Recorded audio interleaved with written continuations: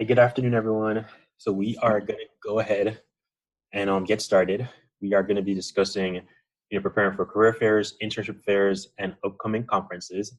I'm Joseph Jutan. I'm a career advisor with the FIU Career and Talent Development Department, and I'm available for, just like with your academic advisor, I'm available for appointments regarding anything, in relating to career.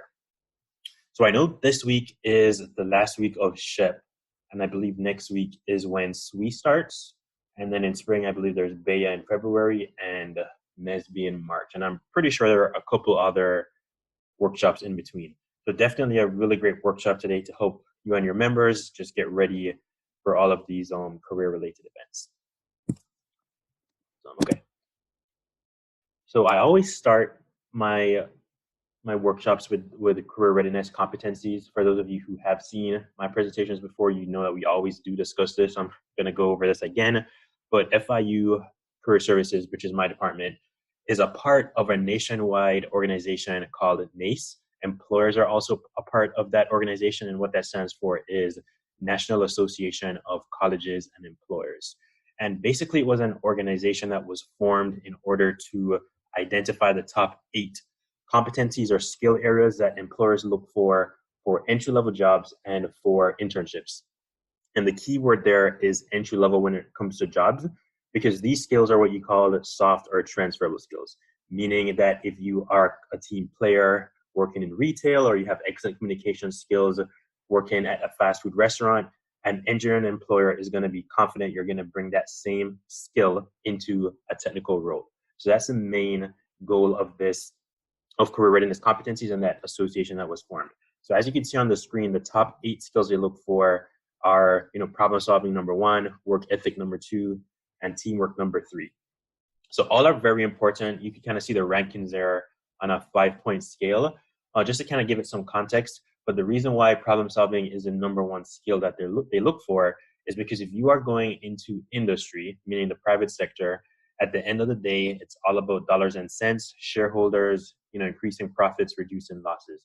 So if you can, at least on your resume and also in the interview, portray yourself as someone who is of that same, skill set, then that's always going to be an advantage and a +1 for you over another candidate who doesn't have these competencies or isn't able to effectively communicate that to an employer.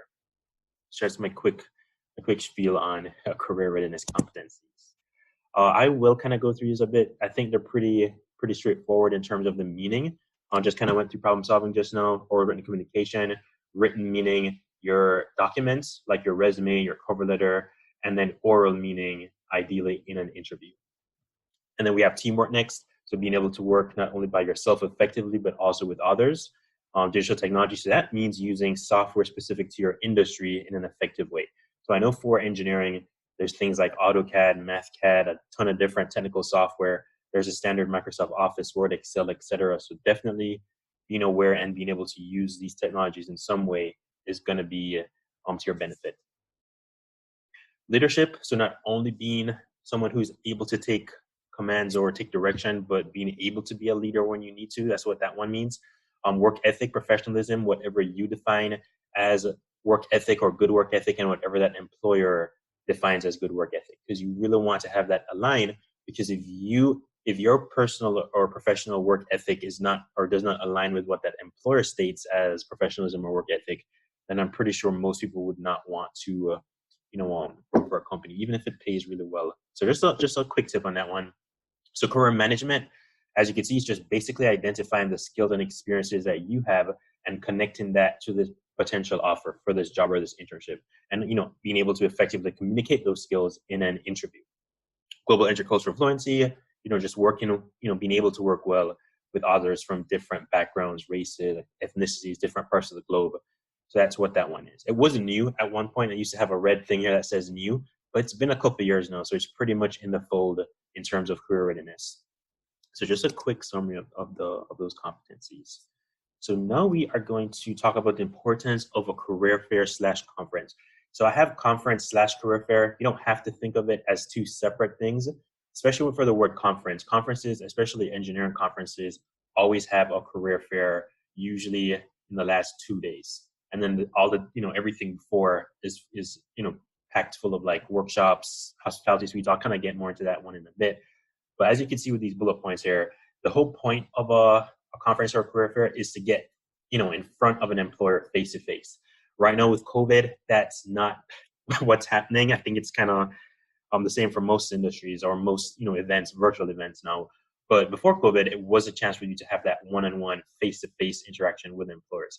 It's still the same goal even though it is virtual right now, you still get to have those one-on-ones, but it's obviously going to be over Zoom, Skype, or some other software, whichever software that conference is using for there. So definitely you get to have that one-on-one opposed to just applying for the position on their website and just fingers crossed you get a call back for an interview. You get to network. I think in one of my other presentations, my networking one, 80% of jobs, opportunities, and internships are actually filled from networking. So when you see all the jobs and internships that are posted on like different websites, Handshake, Indeed, Monster, that is just a very small fraction of the opportunities. Most of them are filled through that connection, either with a recruiter or someone who knows someone. So networking should be on your list of things to take advantage of. Make a great first impression with a company contact. And then, of course, this last one, you kind of get to explore different career and internship opportunities at career fairs and also at conferences. So this question, why do employers go to conferences, career fairs? It's just a very effective way to source talent. So compared to just looking at job postings that people have applied for those positions, when you kind of go to the central place or attend a central virtual or in-person event with the specific population that you have in mind, it's like I said, just more efficient in many ways. So going to conferences like SHEP, SWE, Bay and NSBE that are all engineering focused really gives that employer a good chance to have higher quality candidates just from the general job the pool that they have that people applied for.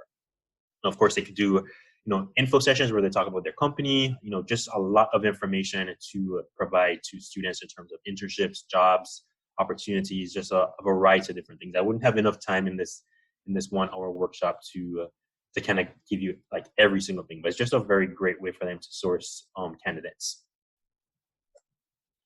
So benefits of a conference or a fair.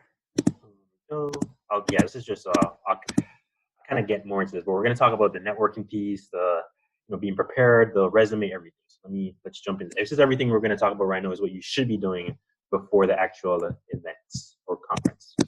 So it always starts with the resume, as I like to say. When it comes to this whole job search, internship search, and networking, I really like to suggest or encourage students to really start at the fundamentals, which is really the resume. Because if you don't have an industry standard resume that employers are familiar with, and you're not effectively highlighting your skills and your experiences to really catch the eye of the employer, then you're kind of like jumping the gun. So if you really consider yourself to be a really great interviewer and you really have all these experiences that you're ready to sell to an employer, if the resume isn't standard, you're probably not going to get past the software that scans resumes so your resume gets in front of a recruiter, or even at the career fair or conference. So just a couple bullet points here to kind of get you started on an industry standard engineering resume. Just very easy to read and consistent. I usually like to recommend not smaller than 10, but not bigger than 12 for the font size. Those are just two recommendations there for the font type, Times New Roman or Calibri. My personal resume is Times New Roman. I just prefer that look. But don't use anything ridiculous like Century Gothic or Comic Sans. Just keep it very conservative in terms of the font type.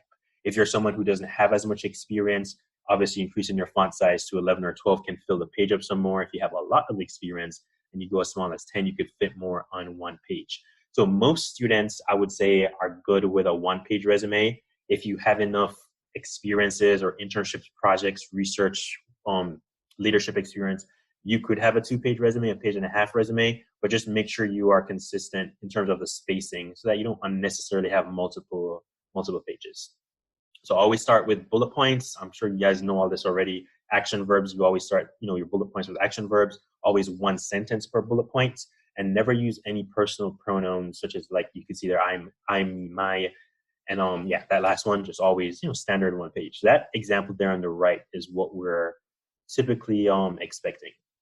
And don't feel, sometimes I get the question, if all of our resumes or all of our engineering resumes look the same, how am I going to stand out to an employer at a conference or a career fair? And you're not going to stand out with a funny design or colors or, just ways to look different from other resumes. The main way you're going to stand out is the way you word those experiences, very detailed, very specific, any relevant outcomes or results that you may have, done for that position. And the thing with this standard resume is most of them look the same. So you have like this batch of resumes that the recruiter is going through, and they all look the same, which is not bad because the employer knows exactly what to look at, and they're going to be focusing on the content or the wording of those bullet points. So that's how you're going to stand out and not so much the design. If you guys have any questions, please feel free to interrupt me or you can type in the chat. I won't be offended. It's fine if you'd like to know some more about this. As you can see, you could use a strong concrete objective or a professional summary. I've seen an industry trend away from an objective. I know it's a huge thing at EC. Most students have an objective. It's not bad. If you have an objective, make sure it's very specific to the position that you are applying for, or you could use a professional summary, which would look just like bullet points that describe your skill sets, what you're good at. It's just supposed to be a tease or a summary of your skill set that you have on your resume. Or you could just start with your education. So either an objective, a professional summary, or if you can't be bothered with either, you could just start with your education. It's never going to be something like they're going to call person A for an interview because they did have an objective versus not having an objective. The only thing is if you do have an objective, don't make the mistake of having a generic all-purpose objective. And if you always make sure you have a specific objective for that specific opportunity that you are applying for. And don't make the mistake of mixing up your resumes or your documents and you have companies A name in the objective and you use that resume to apply for with company B. That's my main thing. Just check, make sure all your boxes are checked when you are applying for positions. I'll highlight your relevant experiences. So you can have things like, of course, work experience, volunteer experience, leadership / affiliations. You could have your relevant coursework if you're looking for an internship, if you have study abroad. All of you should have projects, at least from your junior year moving forward, because it's going to be, you guys do a lot of engineering projects. So don't have a blanket experience section because that makes it very hard for whoever's reading your resume to ascertain what type of experience is what. They really have to take more time to read through each thing compared to if you have dedicated work experience, volunteer experience, projects, research, involvements, the whole thing. So that's a tip on that part. Make sure you have accomplishments if you can, not just responsibilities, did this, did that, responsible for. If you improve something by a certain percentage, a ratio, if you did like math tutoring and you help them increase their grade in math from a C to an A over a 6-month period, whatever, those are really great ways to really stand out. Kind of going back to the NACE career readiness competencies, problem solving. So you really want to not just have responsibilities, but a good balance between that and also accomplishments. If you haven't had a chance to do any, make something better, make something more efficient, it's not bad. You could still have those responsibilities, but just try if you can to have some kind of results or outcomes in the way you word those points. The best way or the perfect section for that type of thing is your projects. Always start with action verbs, keywords from the job or the internship description. Don't make the mistake of using, let's say you have this amazing one-page resume, you're following everything you need to in terms of industry standard. Don't use that one resume to apply for 15 different jobs, 15 different internships. You really want to tailor each resume to each position that you apply for. Just because those resumes go through software, different employers use different ones, but it's basically to kind of make it very simple to understand software that scans your resume for words in the job description. And usually they put some kind of criteria or word match on that software. So if you don't meet that threshold, you kind of go in the no pile. And then in like a month or however long they set for, you get the generic email saying, thank you for applying back. This time we're considering, other applicants. So 15 internships, 15 different resumes tweaked specifically to the internship description. Some applications are going to more or less be the same resume. You might not have to tweak it as much, but you're going to come across some where you have to put a bit more effort into tailoring your resume. And then when you are attending, whether it's virtual or in-person career fairs, conferences, make sure you bring, I guess this is for in-person. If you are going in person, make sure you have a lot more resumes than you need. If you are going to be attending a virtual conference, I still recommend having a physical resume on your desk, because if you're having that one-on-one with a recruiter or, just some kind of virtual spacer, it's going to be very hard for you to be minimizing things and trying to look at your resume opposed to just having a physical copy there to reference. All right, so here are a couple of different competencies that employers look for in terms of the attributes that they rank. So as you can see, problem solving is the number one thing, as we kind of reference back for the NACE career readiness competencies, teamwork, communication skills, and these are all specific to engineering. So as you can see, the connection is really good there. Kind of going for a couple more things, communication, initiative, technical skills, interpersonal skills. So all important. Don't feel like you need to have, the teamwork is more important than the, initiative or the detail oriented. Just kind of treat everything as equal and in a good space. Here is, this is kind of old, but it's 2 years, I guess. But basically a 5-point scale, and number 1 is going to be no influence, and then all the way to number 5 is extreme influence.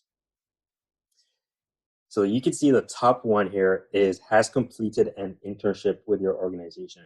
That is a huge factor in whether an employer really considers you for a full-time opportunity.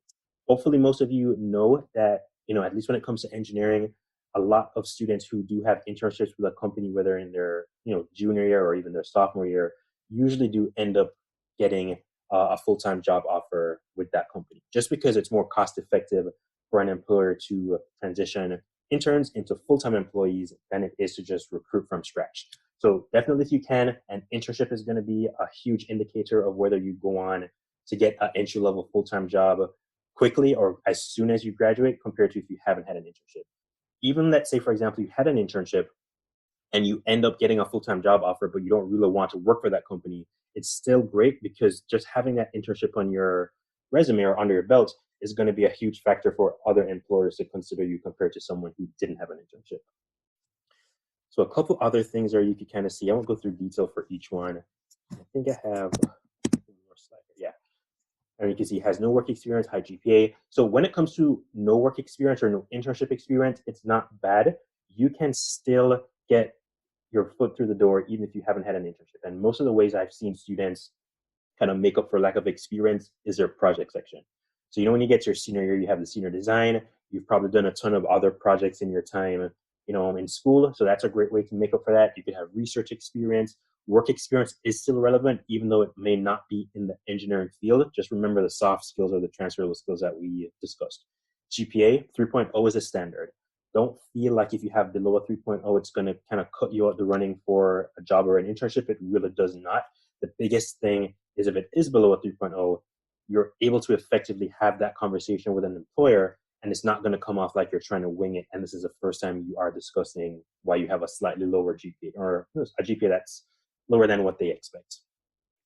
Of course, leadership in engineering is like engineering orgs at EC is like the culture there. So definitely be involved if you can, even if you're just a standard member. You don't have to be on the e-board. If you are, that's always going to be a +1. But definitely being involved. Just remember, employers are looking at students holistically. It's not just they're looking at the education, they're looking at the projects. They like to see everything.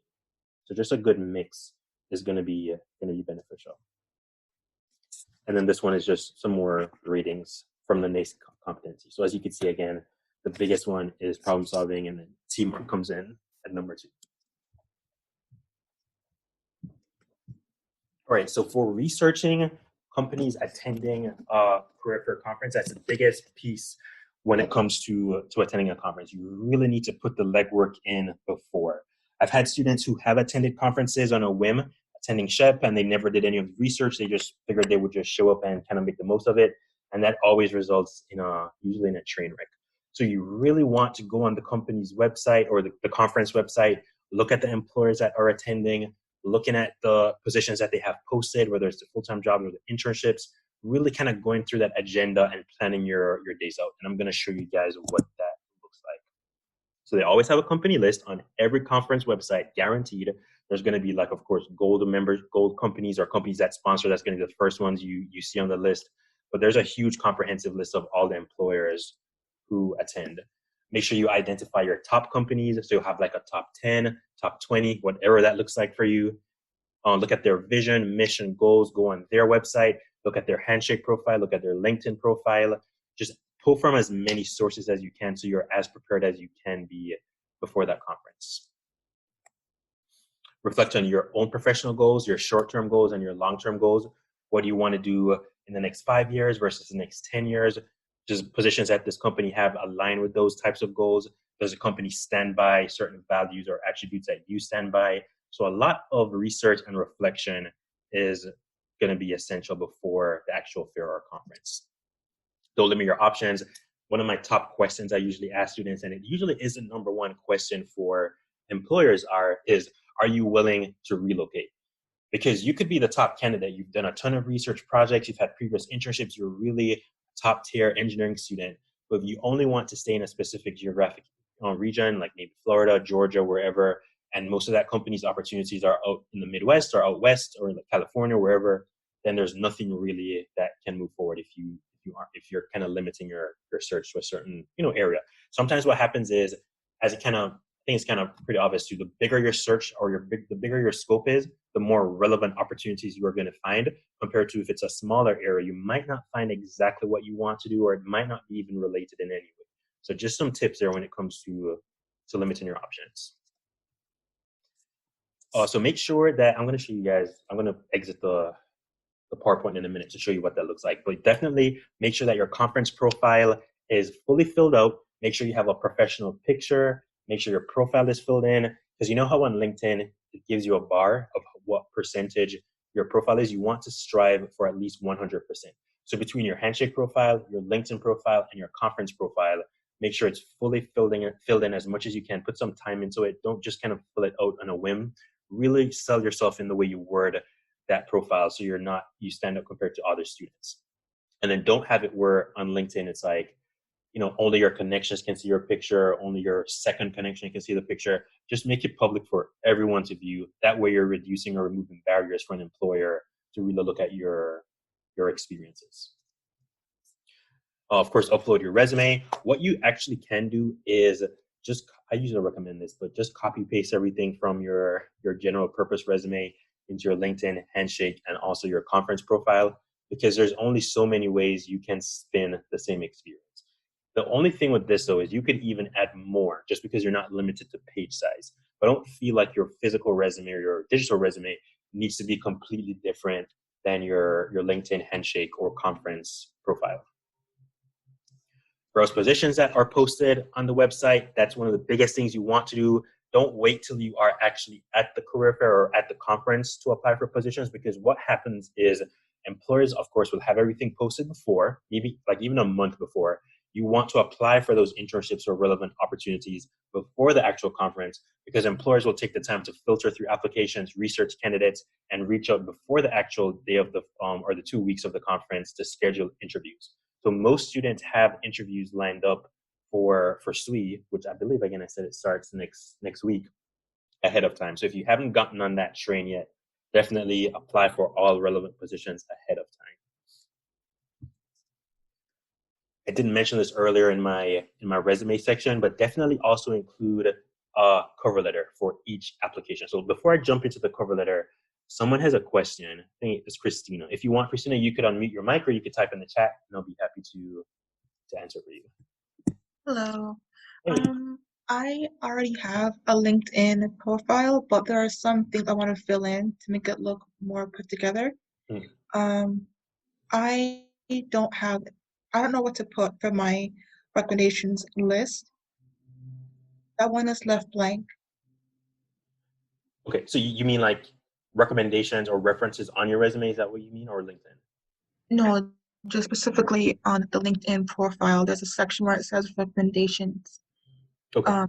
One that you know as a professor or a student that recommends you for something, or do you put down a professor who's already written a letter for you for a specific job? Like, how does that work? Okay, so to kind of answer that last question first, a recommendation or a letter of reference is different from the recommendation or reference on LinkedIn, because the ones that your professor gives you or a previous employer gives you are always in relation to a specific opportunity, compared to the ones on LinkedIn, which is someone just kind of claiming or saying that they know Christina, they know that she is an exceptional problem solver, that you've worked with her, that person has worked with you in the past, and you've been able to see her exceptional teamwork skills or problem solving.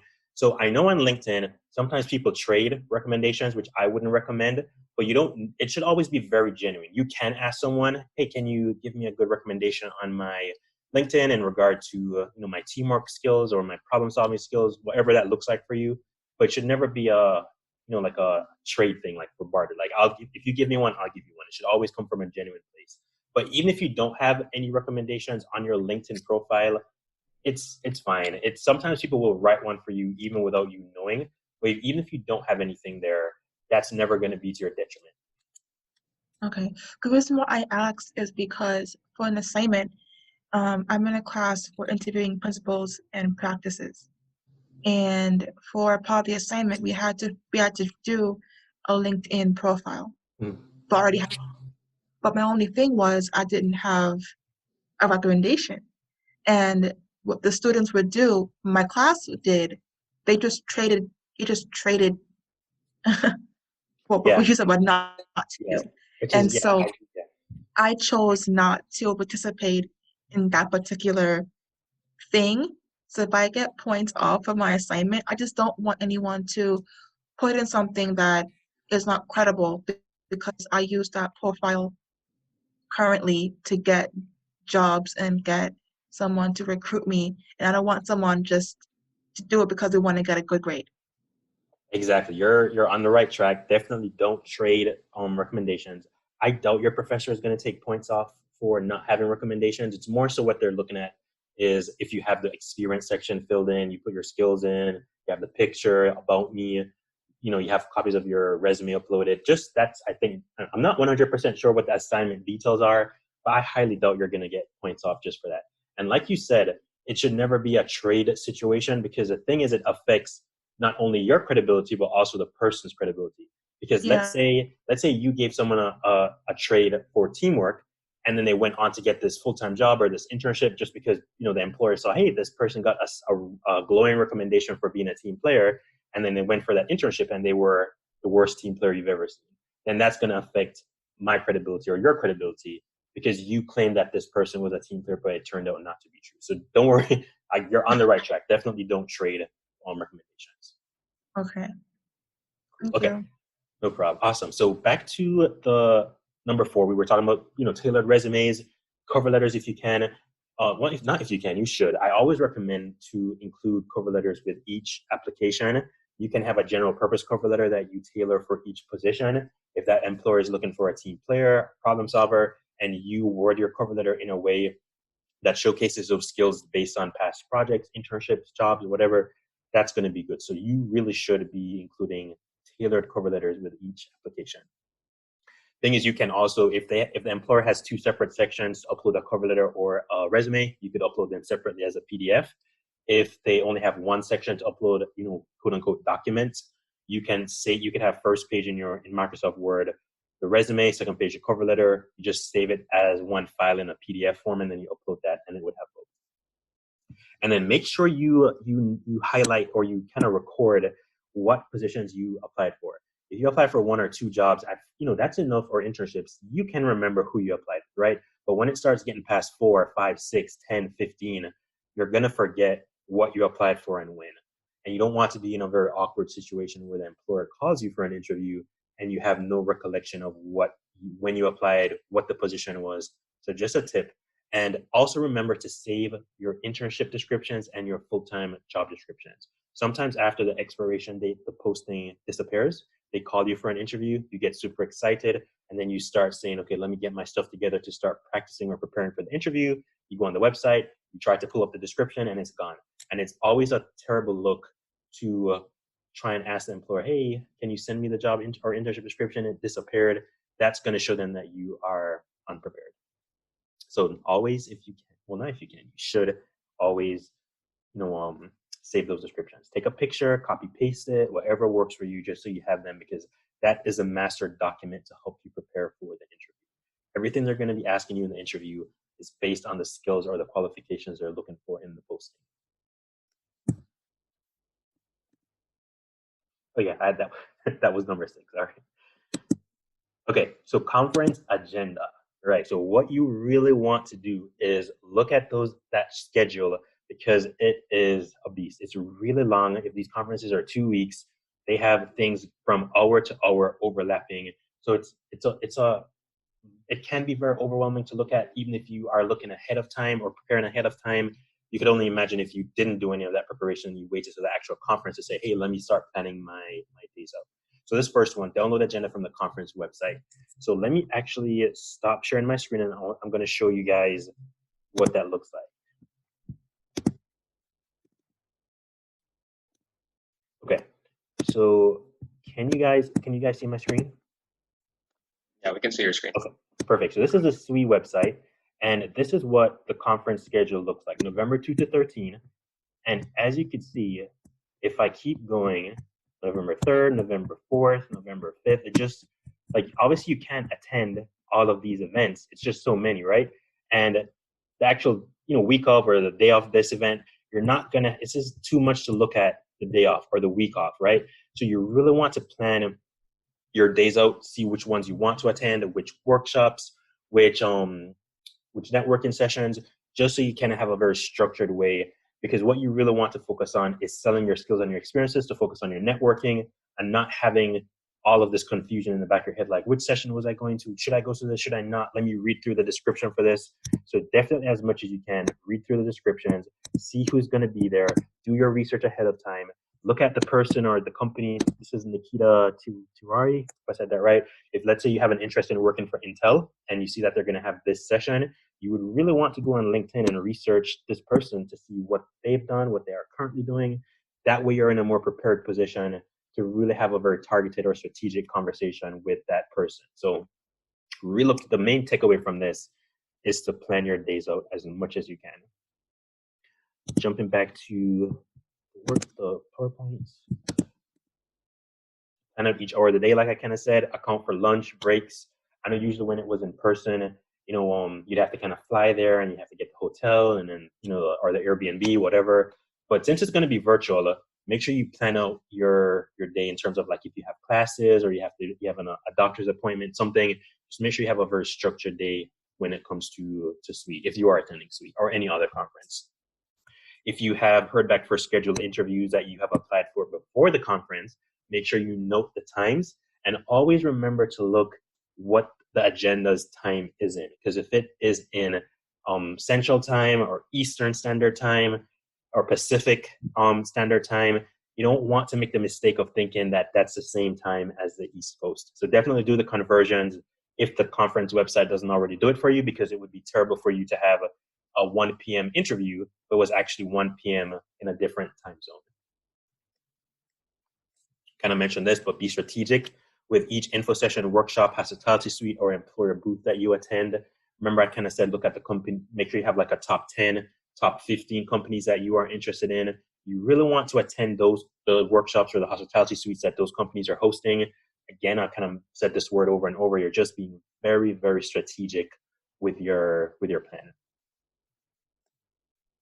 Now we're going to talk about Zoom. I feel like we're all experts at this point. Back when we went into quarantine in March, Zoom was around. I used it maybe once or twice. Not many students used Zoom appointments. No, everyone's using Zoom appointments. There's no in-person ones, at least for career. But definitely, you really want to get familiar with the technology that employer is going to be using. So whether it's their own, I forget the word for it, but their own their actual software, or if it's Zoom or Skype or something else, make sure you take the time to kind of play with it so you're not unprepared the day of the conference or the interview or the hospitality suite, whatever that looks like. So I think kind of this is pretty standard stuff. Make sure the light is in front of you, not behind you, because then you kind of get, puts you in the shadows in the front. Don't have it where the camera is like all the way in the top, so they're looking down on you, or don't have it, you're kind of below and it looks like they're looking up at you. So a good balance, like that first picture there where it says balanced lighting, I think that's a good frame there. Also, make sure that the background, you could use a virtual Zoom background if you want. Just make sure it's an appropriate image. If you're not using a Zoom background, just don't make sure that the background, there's nothing distracting there, like people walking back and forth, the dog running around, the cat, or the bed is there and it's full of clothes, not made. Just try your best to kind of keep the focus on you and not your surroundings. Yeah, so this was it. If you use natural light from a window, if you can, that's the best type of light. If you're not in a situation where you can get natural light, of course, some kind of artificial lighting in front of you that highlights your face is better. Just so I have 2 bullet points here. Don't go like to a coffee shop like Starbucks or the library, or I know sometimes it's not even ideal to do it at home, but whatever your situation looks like for you, just a very quiet environment that you're not going to get distracted with. I know sometimes things happen. I'm not sure if you guys heard it, but they're mowing the lawn outside and it was kind of by the window. You really don't want to be distracted when you're having your interview or engaging with an employer. So as much prep as you can before. Mentioned a couple of these things already. Head and shoulders visible. I prefer to use headphones just because you don't have to focus more when it's like things are plugged into your ears. It's not going to be bad. They're not going to be thinking, oh, this person has headphones in. You could use the ones that go over your head, or you could use the earbuds like in that picture. Don't lean in, smile and nod. If it was in person, you would be smiling and nodding. Sometimes it's more difficult to do those interactions or those expressions over the camera. But just try and keep it as engaging as we can, just because it's what we have to work with because of COVID. Avoid jewelry if you can, or too flashy jewelry, something that's going to be distracting. So just keep it very, again, I've said this, conservative. That's the main thing. If you have multiple monitors, make sure that the camera that you're using is on the screen that the employer is on, because if it's not going to look like you're looking at them. Like I said, make sure you have copies of your CV or your resume. You could have physical paper to take notes with. Make sure you have water to sip or drink. I would say don't use your phone. If you don't have anything else, then of course, okay, you could use your phone. But if you have access to a laptop, I think that would be much easier, because you don't want to have the phone there and then calls are coming in, notifications are blocking the screen, it's falling over. I wouldn't recommend the phone if at all possible. So during the career fair, so as hopefully most of you know, the conference, if it's a 2-week conference, the first 2 weeks are going to be chock full of networking sessions, hospitality suites, networking events, just a whole plethora of, activities that you get to engage with employers. But usually the last 2 or 3 days is when they have the actual conference. All right. So obviously I have handshake here, which is not going to happen. There's a virtual handshake. But just a couple of tips that we're going to go through, during the conference or the interview. So 67% people fail to make eye contact. I've heard people say if you are doing an interview or you're at a career fair or networking session, so look at the camera, because that looks like you're looking at the person. Some students or some candidates find it difficult to be looking at the camera versus looking at the person's face on the screen, because it's more engaging when you're looking at the person's face, but to them it doesn't look like you're looking at the camera. So whatever works best for you, my personal preference is to look at the person's face, because I feel like the message is getting across much easier when I'm kind of looking at their expression compared to just looking at a small dot, which would be the camera. Make sure you do all that research ahead of time. Make sure you smile. Just kind of play that whole game. You don't want to have a very, featureless or unexpressive stance, even if it's over the camera. So definitely, just try and be very expressive with your expressions during the interview or the conference. And then here's a couple of statistics about what employers are first impressed by. So the first thing they look at is how you dress. And you might be thinking this doesn't matter as much because it's virtual, but it does, because sometimes employers might ask you, oh, can I see your attire? Can I see your suit or your dress or whatever? And then if you're only halfway, like just a jacket and then everything else is like pajama pants, that's going to be very awkward. And the next thing, or the thing that I usually kind of go for, is whether it's a phone interview or it's going to be over video, I would recommend putting on the whole thing, just because it puts you in the mindset to effectively sell your skills and your experiences. Because if you're just in like casual attire and you're there trying to sell your skills and experiences, it's not going to be as good as it can be. Maybe it will, maybe it won't. But when you're in that full suit or that full attire, it kind of, again, puts you in the mind frame. So it might sound silly, but I would recommend that you put the whole thing on. Okay, so the elevator pitch, I usually get this question a lot from students, how to deliver it, what the pitch is, what should they say, what should they not say. And again, it's always going to be very different for every single person. I tend to recommend not overthinking the elevator pitch. Don't rehearse it. Don't have it written down. You could have bullet points to help you remember certain things, but the elevator pitch should sound different every time you deliver it for each employer. It might be the same general message, but it's not going to be the exact same thing word for word. So the framework I like to give is past, present, future in regards to the position and that company. So you could mention what you've done, past internships, past full-time jobs. You could talk about the present, which would be, let's say, for example, the fact that you are currently pursuing your Bachelor of Science in Biomedical with an expected graduation date of May 2023. Right now, you're looking for an opportunity to develop your skills some more, ideally in an internship. I saw that you meaning the company, had a really good position doing ABC 1, 2, 3. I really have an interest in that in terms of my long-term and short-term career goals. Just want to let you know I applied for the position. Can you tell me some more? So it could sound something like that. It could sound completely different, but the biggest takeaway is don't rehearse it. Definitely practice it. And if it's over the phone or over Zoom, you can have bullet points to help you remember key things. So a couple key components here that you could kind of pull from, of course, your degree, that should always be in your pitch. Transferable skills, like, again, the problem solving, the teamwork, attention to detail, what you're looking for, if you have an interest in that company. So you don't have to use all of these components. You could only use some of them. You could use maybe 4 or 5. It depends, again. But the biggest takeaway from the pitch is practice it. When you start delivering that pitch to the employer, they might interrupt you or they might interject based on what you said. Don't tell them, no, let me just finish my pitch first because you've practiced it so much.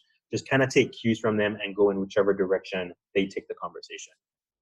Just think of it as it's just a quick intro. It's not supposed to be rehearsed. It's just a conversation that you're having with another person. So that's my quick thing on the elevator pitch. We're not going to practice this.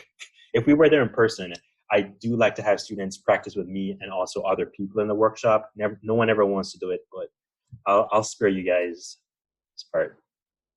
So here's a couple of things, examples, which I just briefly went through. I won't read through all of these. I'm going to send everyone the slide and the presentation, and I believe it's also recorded. But just a couple ideas that you can use to brainstorm really great ways to deliver your pitch. And then, of course, past, present, future. Okay. So the next thing you really want to think about is, ask questions about, or questions you could ask during the actual, interview or during that networking session. Ask questions, watch for cues, as much as you can from the camera or that person on screen. Again, you don't have to maintain eye contact, which would be the camera, because no one, wants to be constantly looking at that small dot. But just be very fluid with it. Show enthusiasm, be confident. The main thing with the conferences is if you are what we call an introvert, or you're timid, or you're not as outgoing as others, you really have to go that extra mile or push, because you're going to have people there at the conference, virtually or in person, that are doing any and everything to be a standout person. So definitely, if you consider yourself to be a bit more, to yourself, just kind of see if you can kind of push and be a bit more extroverted with your skills and your experiences, just in those interactions. Just because the US kind of caters more to extroverts than it does to introverts. I'm an introvert. So when I attend conferences for my field, which is higher education or just the education field in general, I really have to be kind of go the extra mile to be a bit more extroverted than I prefer. So same thing for you guys for engineering conferences and career fairs. So just a couple more things here, a couple more tips. Answer questions readily, speak clearly and concisely. Don't have a low volume. Kind of make sure that you're being heard in that session. Never make anything up or fib or tell any lies. Just be very honest with your experiences. And so I'll just a couple more bullet points here. I won't go through each one because we pretty much kind of went through most of these already. Closing interaction, whether it is the interview, the networking session, the hospitality suite. See if you could ask for their LinkedIn link if it was an in-person thing, their business cards, next steps if you've applied for something, or if you actually had the interview. Just a couple more closing interactions just to kind of keep it very, very standard. When you are actually going from one session to the next and you're talking to all these people, you're not going to remember everyone, and it gets very hard at the very end to remember what types of conversations you had, who you spoke to, what the next steps were, what the email was. So make sure after each session you take maybe 5 or 10 minutes to make some detailed notes, whether it's on your phone or on paper or you're going to type it, just so you remember exactly what happened, because it is a very overwhelming, or can be a very overwhelming experience. If you can't make it to the interview, if you applied and they scheduled it, you can politely decline the offer. or you could ask them to reschedule. If, let's say, you do have the interview and you don't end up getting the job offer, just make sure you don't burn your bridges. Just kind of, thank them again for their time, for the opportunity to interview. And you never know. It's a very small field, especially STEM. And these recruiters move from one company to the next, and they have friends or colleagues in different companies and HR departments. So you never want to be, I guess, like in a bad book or in the book of candidates who they are warned about. Always keep it very professional. That way you're not locked out of any opportunities for the future. And they do remember. So make sure you don't make that mistake. Make sure you follow up after the conference or the career fair. You can send them thank you notes. Obviously, if you want to send written ones, that's not many people do those. And I wouldn't recommend, just because sometimes it could take a while in the mail. But you could send thank you emails. You could send a thank you LinkedIn message, and follow up. 2 to 3 weeks, even if you haven't received a response if you previously reached out. And if you have an interview, I would say reach out that same day with a thank you note, or even the day after. I wouldn't even wait as long as a week, just because you want to keep it very, fresh in their minds. And I had this one here, create Excel sheet, that's just to kind of track everything that you've done. So some things you should not be doing at the conference or career fair, not lacking knowledge of the company, the positions. We kind of talked about this in depth. Enthusiasm or interest, kind of push that extra mile and kind of show that you are super interested in what they have to offer, and you're able to readily identify or connect your skills and your experiences with what they have to offer. Don't ask about salary or how much it pays, if it's hourly or salary. That's a different conversation. That's more so for job offer negotiation, which is usually when you get the full-time offer. That's when you have that conversation, but not at the career fair or conference. Don't be one of those persons, if it was an in-person event, that just kind of works the room and just gets all the free stuff. That's not why you're there. You're there to engage with employers and, fingers crossed, come out of it with an internship or a full-time job. And then just a couple other things that we've already kind of discussed. And then just some quick tips again. Just be confident, be personable, just kind of, push as much as you can. Because I know with these conferences you have to pay. FIU career fair or internship fair, you don't need to pay. But for Chet, Bea, Nesby, SWE, HENAC, Great Minds, and STEM, you have to pay for all of them. So definitely you really want to put your best foot forward and make the most of that experience. And that's my presentation. I did end a bit early just because I have another workshop at 2. But can I take any questions in regards to conference preparation, career fair, elevator pitch, networking, interviewing skills, anything career-wise? It was a very general presentation. My appointments are very more specific and tailored to you and your needs. So if there's anything that you saw that you feel like you might have a special case, or you want to discuss it a bit more in regards to your current situation, you could always book me for an appointment if you'd like, or you could book my colleague, Audrey Johnson. She is also a career advisor, but she sees computer science IT students. And I believe most of you are biomedical, so that's going to be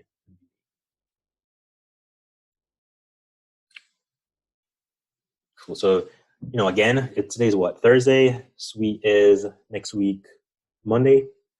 This weekend would be the ideal time to kind of get as ready as you can. Apply for those internships, apply for those jobs, look at the agenda, plan your days out, just be as prepared as you can be. Just because the last thing that you want to be worrying about are things that you should have done before.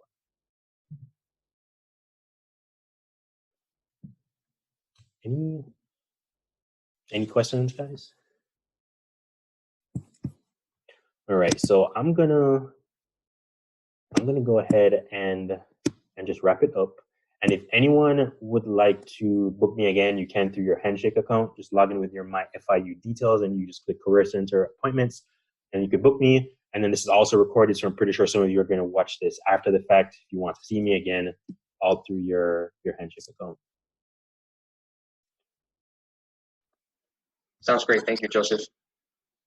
Awesome. Thank you, Alejandro. All right, have a good one, everyone. Bye. All right, take care, everyone. Stay safe.